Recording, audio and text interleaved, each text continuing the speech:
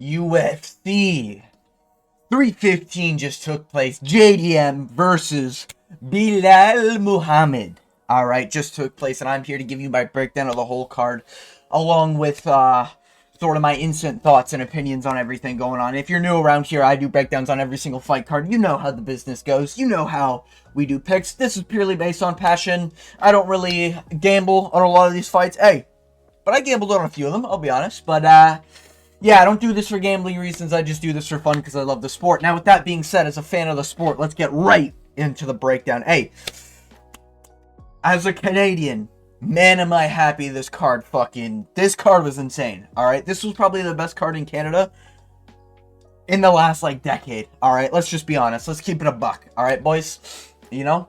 Oh, Canada, we stand on guard for these fucking cards, alright? That's what I'm talking about, baby. Now, let's get into the fights. So, we had Brad Katana versus Bekzat Almakhan.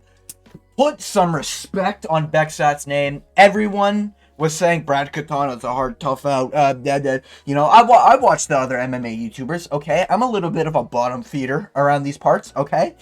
I consume the slop. And might I say, it's mighty fine slop in the MMA world these days. But, yeah, a lot of people are saying Brad Katana is going to be a tough outing for Bekzat. Oh, we don't know. Oh, I think it's going to be a rough decision. Man, get the fuck out of here. Bekzat, people forget, man, slept Umar in round 1. You can say, oh, but Umar shot a takedown and won the fight. Oh, but he won the fight. Yeah, he did win the fight. He got slept in round 1. He literally was knocked out unconscious and said, when I awoke, I shot a takedown. That's the only reason why the fight wasn't stopped. Am I going to trust a Canadian punching bag to be able to do that? Shoot a takedown once he's awakened? No. You know, it was a very clean uppercut that put down Brad Katana. Brad Katana, we don't give a fuck about you, alright? Here in Canada, listen, alright? I live in Canada. Please don't KO me in public, alright? I know you're a midget, but I get it. You're a pro fighter. Don't KO me in public. This is, you know. But let's just keep it a buck, man. Like, you got caught. It is what it is. But, yeah, Bekzat, put some respect on this guy's name, alright? I want to see Bekzat, Umar, rematch, rebook it right now, alright?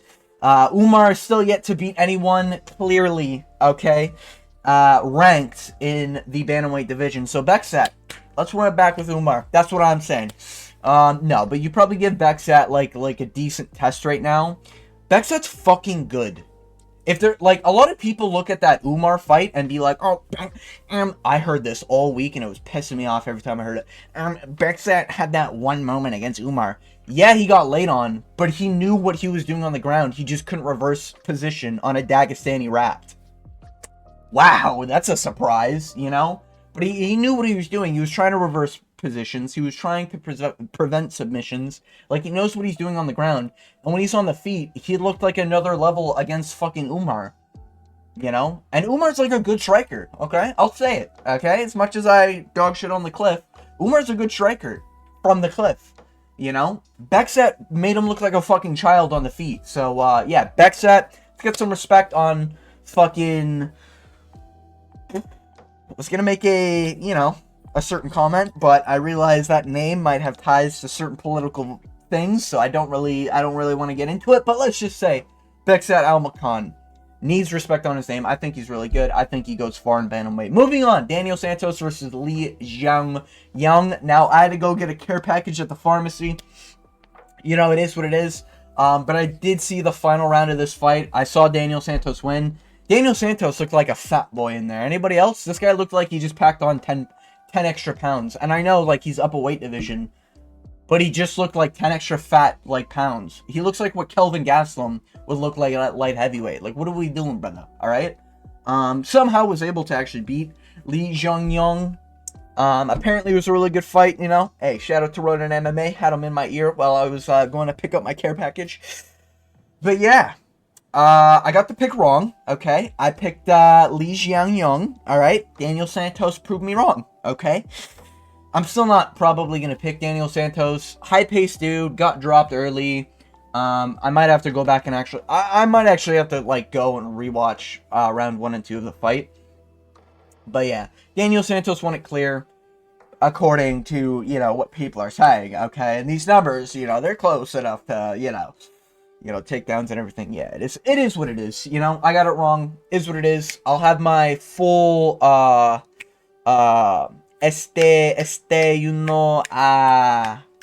record at the end, like I always do. I guess I'm gonna put it above my head because my camera's down in the bottom right hand corner. Don't know why it's here. Can't remember, but it is. Anyways, moving on.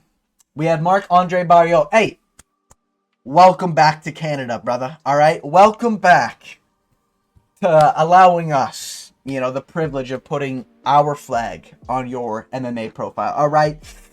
Now, there was a time where Mark was getting slept left and right. Okay. 3-fight losing streak, getting slept back to back to back. It is what it is. Okay. But, yeah, Bruno Silva was checked out. Everything in the build-up, oh, I can't be doing this anymore. He was saying something in an interview like Dana Hunter Campbell, like, oh, I can't, blah, blah, blah. Yeah, Bruno Silva, like, he got hit by one strike very early, like, within the first 10-15 seconds. And it looked like he was already about to complain an eye poke happened. Right then and there, I'm like, oh, he's cooked. He's fucked. Hey, I got my pick right, And then Mark got him to the cage and landed some close elbows, and apparently fractured his skull or caved in a part of his skull. That's what the medical reports throughout the card were saying.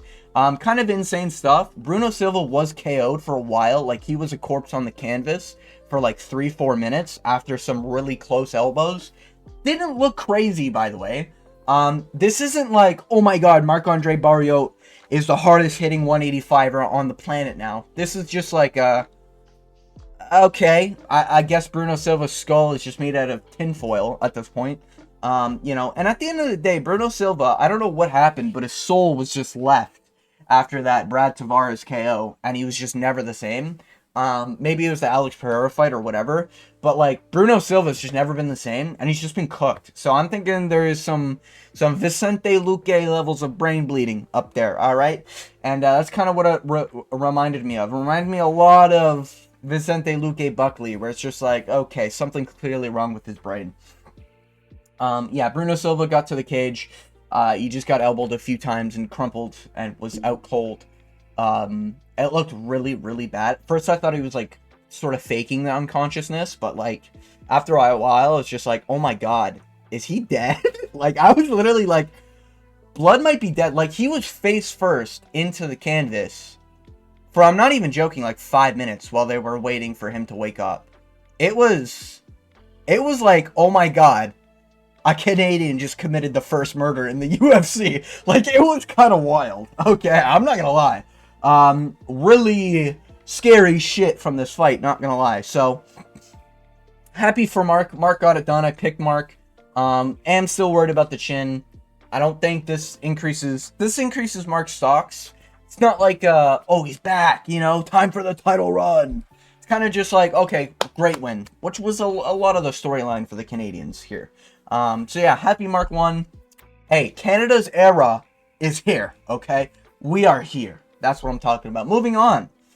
Also, important to mention, fire Jon Anik from the desk. He should never be allowed to commentate on anything again. Jon Anik, I know he's annoying, and I put him on some of my videos. If you want MMA content, feel free to hit that subscribe button, hit that notification bell. Jon Anik should be fired from his job for the comments he made. Maybe that's just me, okay? Over here in Canada, apparently we're a little soft, according to the world.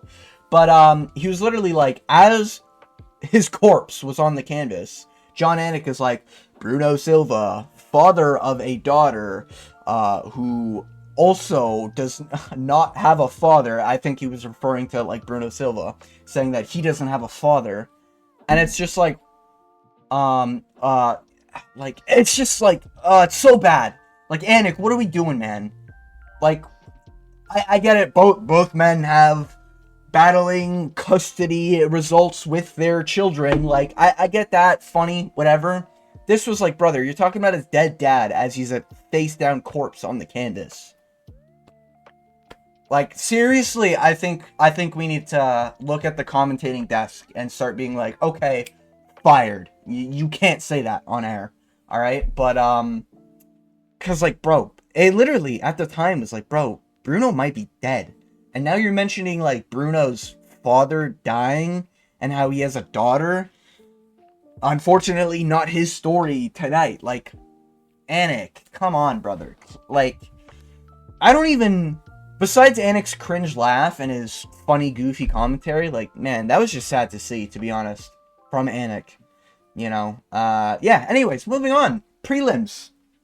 Navajo Sterling versus Ivan Erslan. Navajo sucks. I picked him. I'm happy I picked him. I thought he clearly won. 2-1, no problem. He sucks. He looks like he should be doing, like... He looks like he's hitting as hard as Pereira, okay? But it looks like the damage he's doing is like a Bilal damage, you know, where it doesn't really fucking matter because you're not going to get a finish. You know, fights like Adesanya, chin up. It's the same stance. They're from the same gym. I get that. Also, does not look like a light heavyweight. I'll say that. Kind of, in my opinion, looks more like a middleweight, but maybe that's just me. He's not that good, man. He'll stand there and just eat damage. He's got good kicks, and this fight was pretty much him just landing a bunch of kicks. These numbers, I think, are bullshit. These numbers are just rigged. I guess maybe at the end there. Ivan Erslan, I don't know what happened in round 3, but his brain just turned off, and he just started, like, raising his hands when he was getting wobbled. Like, he'd get 1-2'd or, like, kicked and, like, walked against the fence, and then he'd stand up, no defense, and just raise his hands and be like, yeah, war, war, yeah, crowd. You're not throwing any strikes, little bro, alright? Just put the fries in the bag and move on, you NPC-looking motherfucker, alright? Yeah, Navajo won. I don't think Navajo makes it far, man. I'll be honest, light heavyweight is kind of rough right now in terms of, like, skill. There's not a lot of good light heavyweights. I don't think Navajo Sterling beats like a Jan Cutelaba. You know? I don't think he beats like a Dustin Jacoby. I think Dustin Jacoby would whoop Navajo Sterling. You know? That's kind of where I think Navajo Sterling is. But we'll see. Moving on. Modestas Bukauskas versus Jan Cutelaba. Some people might scream robbery. I thought this was an apt decision. I thought Modestas was just landing the better strikes. Wow, these numbers are so wrong. Like, Jan didn't land anywhere near this amount of differential here. What the fuck? Bro, Google's just got it wrong, apparently. But yeah, I thought this was apt. I thought this was fine. Modestas was, like, hurting the fuck out of Jan. Jan was just running into strikes. And Jan Cutelaba is, like... He's got, like, the blueprint of, like, what a fighter is, but he can't execute it properly. You know? And someone we'll get into later. He's like a Siege. He's like a character in Rainbow Six Siege who knows everything about the game because he's been watching the tournaments for the past 10 years. But it's almost like him in the UFC is like his ranked games where it's just like he, you know, he knows what to do. He knows everything of the sport. It's just he doesn't know when to do it. He doesn't know when to react. He doesn't know when he should be going in, when he should be going out, what distance management is. He just knows it exists. You know what I mean? It's really weird shit from Jan Cutelaba. I picked Modestas Bukauskas just because Modestas looked good. Not because of this plot armor, like fucking, oh, he was cut, came back, pulled knee, ligament, whatever. I don't give a fuck about that. I just mainly did it because I thought Modestas looked a little bit better than Jan Cutelaba in his past few fights, you know? Jan Cutelaba literally went to decision with a 44-year-old man. I'm not trusting Jan Cutelaba to finish fucking anyone. I don't care who. So, yeah, Modestas got it done. I thought it was a comfortable win. Split decision, I think, might be valid. Especially given by these fucking numbers. Bullshit numbers.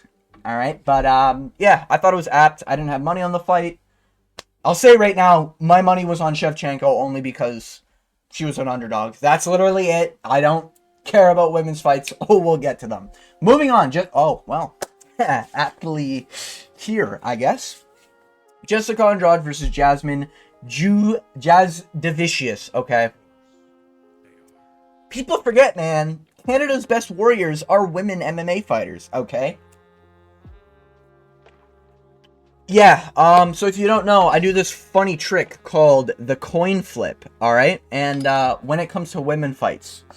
And, the coin went 3-0. I don't know if that tells you you shouldn't be betting on women's fights. I don't know if that's telling you you should just never apply logic and just start flipping coins when you're doing picks. But, yeah. Coin went 3-0. Smoked this women's card, or the women's fights. Jasmine Jasudavicius won clearly. Oh, yeah, it was a round 1 submission. What am I talking about? I watched it. Yeah, I watched it, guys. Yeah, she got it done. I mean, Jessica Andrade just tapped. Jessica Andrade is just inconsistent. She's the Jalen Turner of... She's the midget Jalen... She's like if Jalen Turner was a midget in women's division. That's how I'm going to put that. Moving on. Mike Mallet versus Charles Radke. I had Radke. Okay. Hey, hand on the Bible. I had Radke. I had Radke by... finish. Okay, I believe.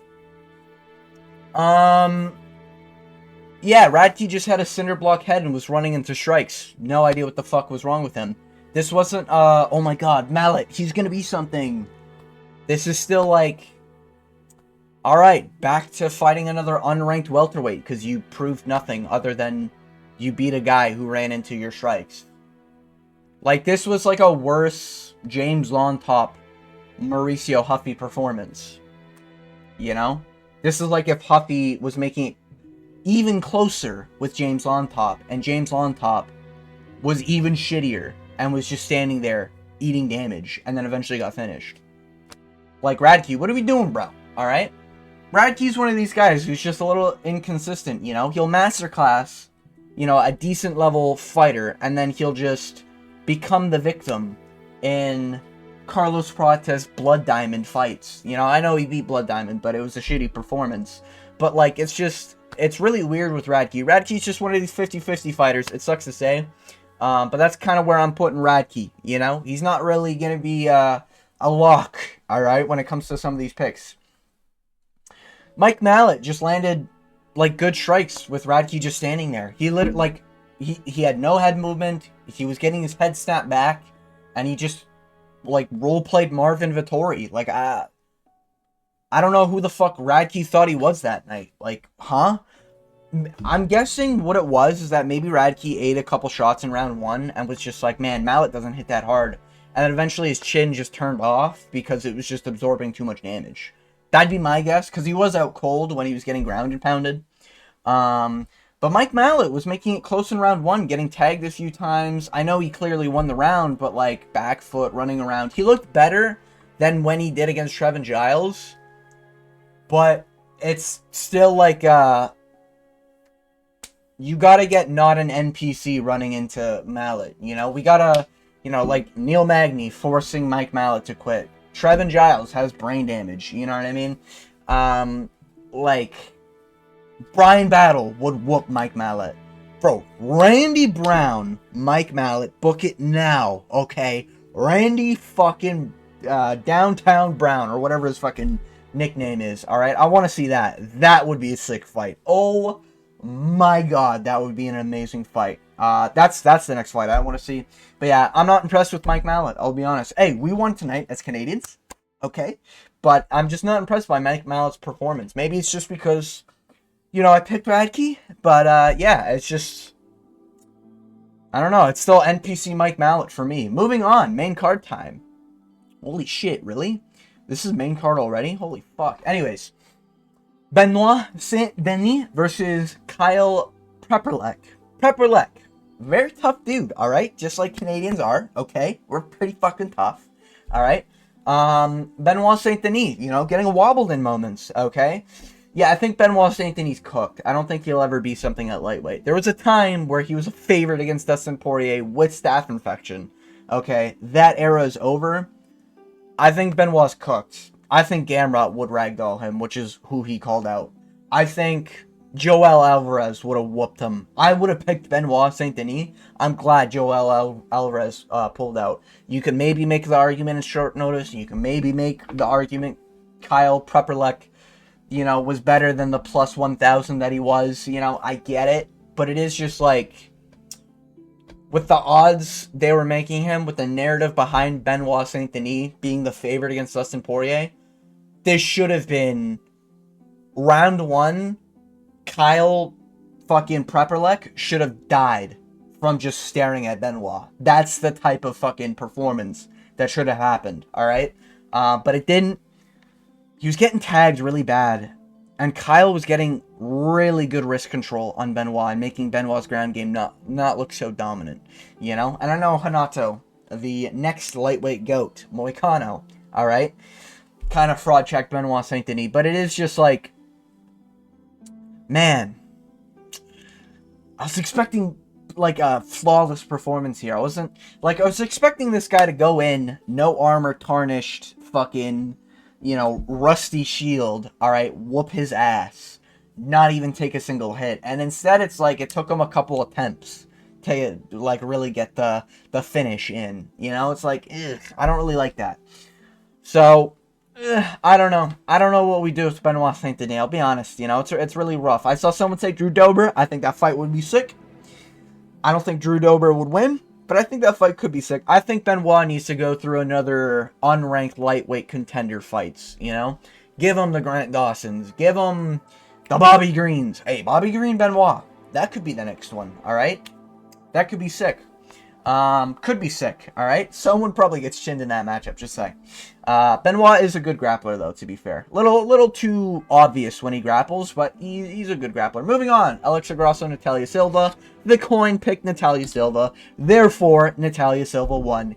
Easy 29-28, I think it was. Maybe it was a 30-27. She calls for the belt. I don't care. It's women's MMA. Nobody cares. Women's MMA fucking sucks. Moving on, okay, to Jose Aldo versus Aiemann Zahabi. I had Jose Aldo picked, okay, I'll say that. And I thought he won. I thought round 1 and 2, I thought he clearly won. Maybe after rewatch round 2, but I just remember Jose Aldo being up very, very clearly in round 2, especially on damage, you know? And then round 3, I get why they gave Aiemann Zahabi round 3. A 10-8 would have been, like, very, very questionable, but I think there's a decent argument. I think there's a better argument Aiemann Zahabi got a 10-8 in round 3 than there is that Aiemann Zahabi won round 2. That's kind of where I'd put it. You know, even though Zahabi got wobbled really, really bad in round 3, soccer kicked, dropped them. Right hook, I think it was, dropped them. Knee to the face, dropped him. Like, he got dropped like 3 times. I get it. But Jose Aldo, 3 minutes in, looked at the clock, and his brain, I don't know what happened. I think brain bled actually genuinely happened with Aldo. And he realized that, and it's just like, I can't do this shit no more, you know? Because, yeah, I know he's like 40 plus and his age is fake and all this other shit, but it's still just like, brother, I don't know any human being that looks, like, I've never seen it, and I've been watching top to bottom every card for the past 3 years. Maybe this is something that fucking old heads were expecting, okay? But I've never seen someone go 100% effort, 100% energy, throwing with 100% power everywhere, consistently for 2.5 rounds, or for, so, like, 2 and, like, 1/4 of a round, and then it goes from 100% to literally 0%. And I'm not talking like, oh, there's just no pop. I'm talking like, he's not throwing a strike because he's too tired to throw a strike. He didn't even get knocked down. He just sort of ended up on bottom. Like, I think he went for a kick. Zahabi picked up the kick awkwardly, and then Jose got to his back. Like, I don't know. Like, Then Zahabi did whoop his ass, you know? And listen, Zahabi's Canadian, so I should be like, yeah, Canada and all this other shit. But I'm just like, I'd be happier if it was a very clear 29-28 for Zahabi. But for me, I just thought Jose Aldo got robbed, like the Bautista. I'm happy Aldo retired.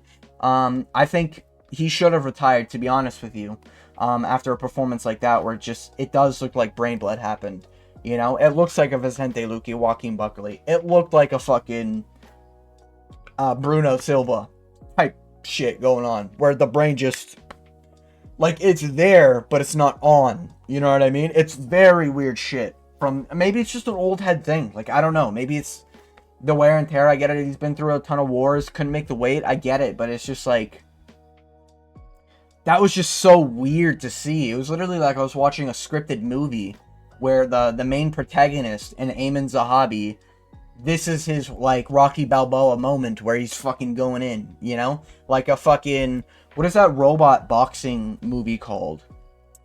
Fuck, I can't remember the name of it, but it's like where, you know, they're using a fucking telepathic link to connect with. It's not iRobot, it's like fucking Robot Box. I can't remember the name.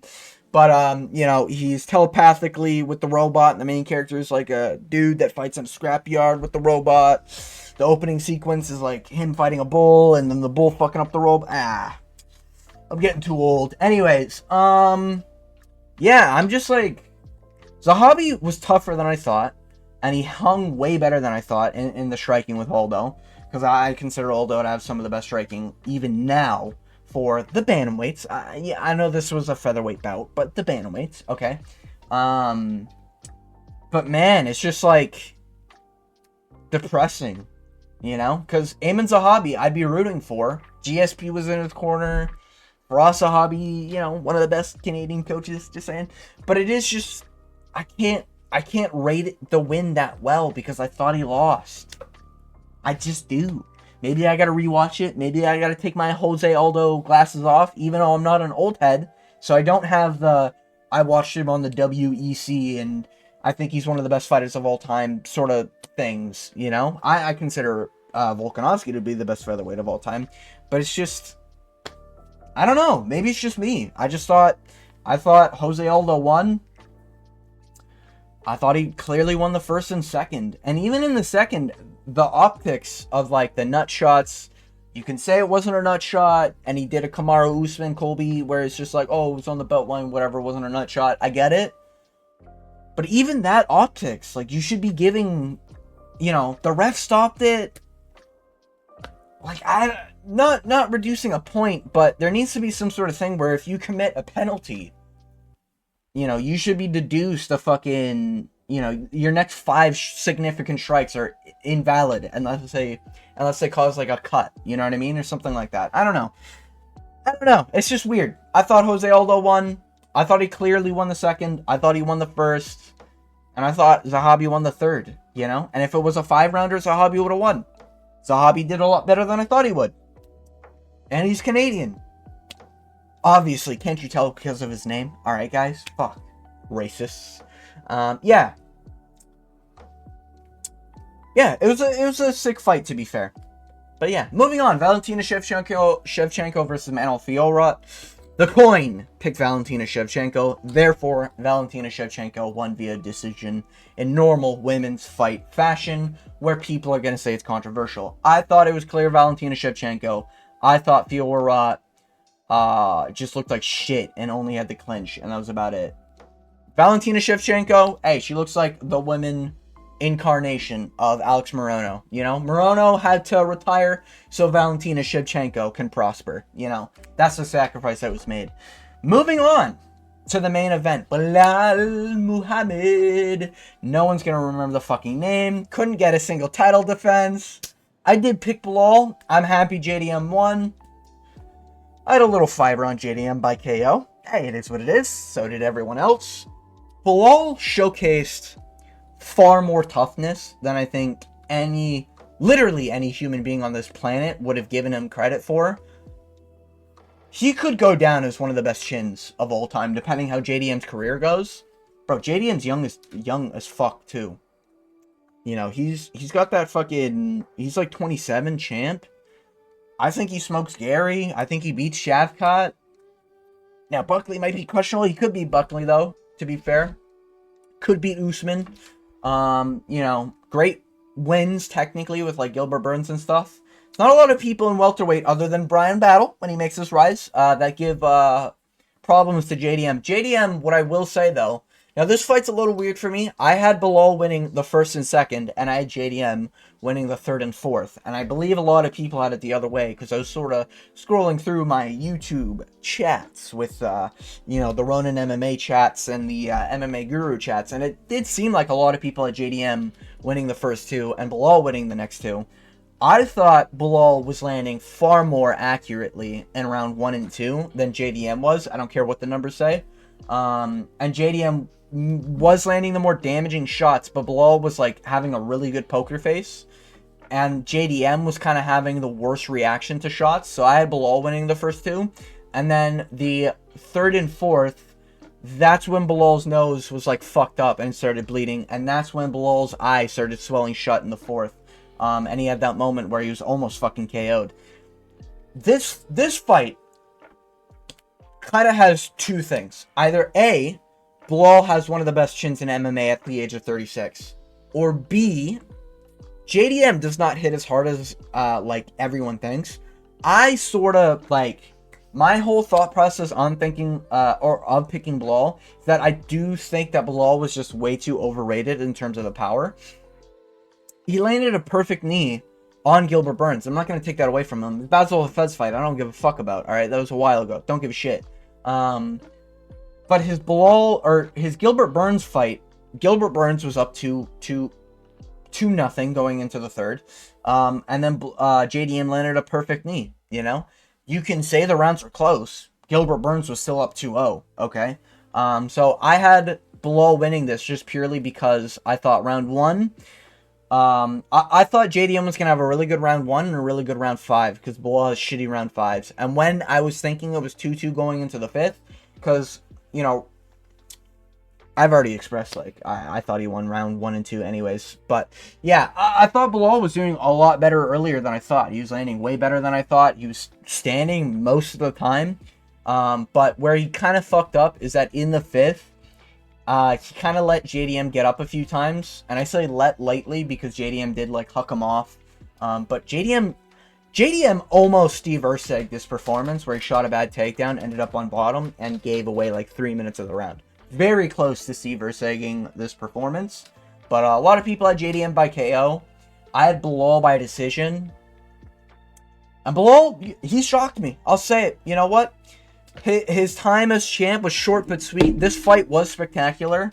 This was probably the most entertaining Belal performance of all time, even including his one finish against Sean Brady. Because when Belal landed, he was landing. And when JDM was landing, Belal was like, fuck it, I don't care if I get KO'd, and was running in there DDP style. It was actually kind of impressive to see. So I'll give respect is due. Okay, Belal deserves my respect. He did really good in the striking. Far better than I would have ever given him credit for. I do think JDM is a little overrated, and I think people are going to continue to overrate him. However, he is champ. He deserves to be champ. And I do think he beats a lot of the people at welterweight right now. I just don't think JDM has, like, the craziest power in welterweight. I don't think his striking is this elite level, you know? It's really good striking. It's clean to watch. It's fantastic in terms of boxing. And his kicks are really nice. But I just, like, I can see Ian Gary outstriking JDM. As weird as that sounds. I'm not an Ian Gary fan. I'm not a Belal fan. But I'm just giving, like, the credit to where credit's due. You know what I mean? JDM was sick out there. He looked fantastic. I thought the rounds were really close. I thought the fight was very, very close. But yeah, I had it 3-2 either way. JDM's hand got raised. I have no problem with that decision whatsoever. He deserves it. And hey, we're done with the bums at welterweight, alright? Only killers from now on. We're probably going to see Islam move up and fight JDM. Kind of sucks because I really did want to see Islam versus Ilya, but we all know Islam has to duck because he's scared he's going to get KO'd like Ilya's been posting the whole time. It is what it is, boys. But this has been my breakdown for UFC 315. Stay tuned for the next couple weeks coming up, but yeah, I probably have my full numbers on the top. Let me just remember to put these on. I do think that this fight was fight of the night. And I think Belal Muhammad deserves that 50K bonus. Same with JDM, you know? JDM's probably not making that much, but he's going to make a shit ton now. That's kind of crazy. Like, man, I can't believe Lopez couldn't finish Volk. And JDM, like, is champ. Like, I don't know. It's just a crazy world we live in. But, yeah. No disrespect to JDM. He earned the belt. It was a sick performance. His grappling is a lot better than I thought it was going to be because he reversed position and everything. Always going for the finish, which I have respect for. But yeah, Belal bit down on his mouthpiece and he was thrown back too, you know? Respect to Belal, man. You know, people forget, man. Who was that welterweight champ who didn't have a title defense? Oh, I'm gonna love the cope. Oh man, all these fucking fans of Bilal are gonna be like, oh, it was because Ramadan was last month. Actually, during Bilal's fight camp, it was Ramadan, so fucking hell, I can't stand these fucking Bilal fans. But guess who's champ now, baby? JDM. I came to get the bag and be on my merry way. Alright, so JDM gets it done. Happy with the decision. Happy with the fight. Sick card. Canada represents. And yeah, if you made it all the way to the end of this video, I want to thank you for watching. And as always, I hope you have jawline check. Ooh, a good day.